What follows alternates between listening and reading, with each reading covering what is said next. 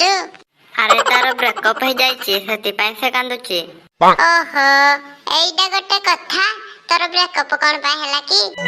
ଆରେ ତୁ ଜାଣିଛୁ ମୋ ଗାର୍ଲଫ୍ରେଣ୍ଡ ର ବାପା ନା ଜାଣିଦେଲା ଯେ ସେଥିପାଇଁ ମୋ ଗାର୍ଲଫ୍ରେଣ୍ଡ ମତେ କହିଲା ଆଜିଠୁ ତୋର ମୋର ବ୍ରେକଅପ୍।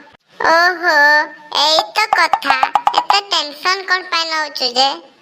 ଟେନସନ କେମିତି ନବନି ଯେ, ତା ଗର୍ଲଫ୍ରେଣ୍ଡ ତାକୁ ଛାଡିକି ପଳେଇଛି ବା। କଣ ସାଙ୍ଗ, ଗୋଲକିପର ଥିଲେ କଣ ଗୋଲ ହୁଏନି ଏତିକି ବି ଜାଣିନୁ? ଆରେ ତୁ କିରା କହୁଛୁ କିଛି ବୁଝା ପଡୁନି। ଆରେ ଟୁଙ୍ଗୁରୁ ଗୋଟେ ପଳେଇଲା ଯେ କଣ ହେଲା, ଆଉ ଗୋଟେ ଅଛି ନା। ଆଉ ଗୋଟେ ବୋଲେ କିଏ? ତାର ତ ଗୋଟେ। କଣ ଜାଣିପାରୁନୁ ମ? କିଏ ଆଉ ଅଛି କହ? ଆରେ ତ ଭାଉଜ ଅଛି ପରା, ତାକୁ ସେଟିଂ କରୁନୁ, नो ରିସ୍କ। ଆରେ ଆମକୁ ତ ଆଗରୁ କହିଲୁ ତୋର ଭାଉଜ ଗୋଟେ ଅଛି ବୋଲି। ଆବେ ହଁ ବେ, ମୋର ତ ମନେ ନାହିଁ। ତାହେଲେ ଖେଳ ହେଲା ଆଉ। ତୋ ଭାଉଜ ନମ୍ବର ଟା ଦେଲୁ ମୁଁ କଲ୍ କରେ।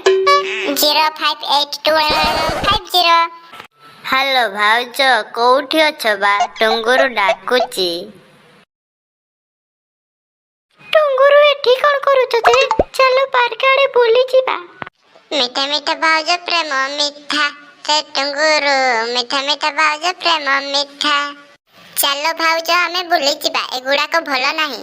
କଣ କହୁଛୁ ବେ? ଶଳା ଭାଉଜକୁ ପାଇଲେ ସାଙ୍ଗକୁ ଭୁଲି ଯାଉଛୁ ଆଉ। ଟୁଙ୍ଗୁରୁକୁ ଟାଙ୍ଗି ଦେବି ଯେ ଜାଣିନୁ। ଚାଲ ଚାଲ ଆମେ ଏଠୁ ପଳେଇବା। ଆବେ ସତରେ ପଳେଇଲା ବେ।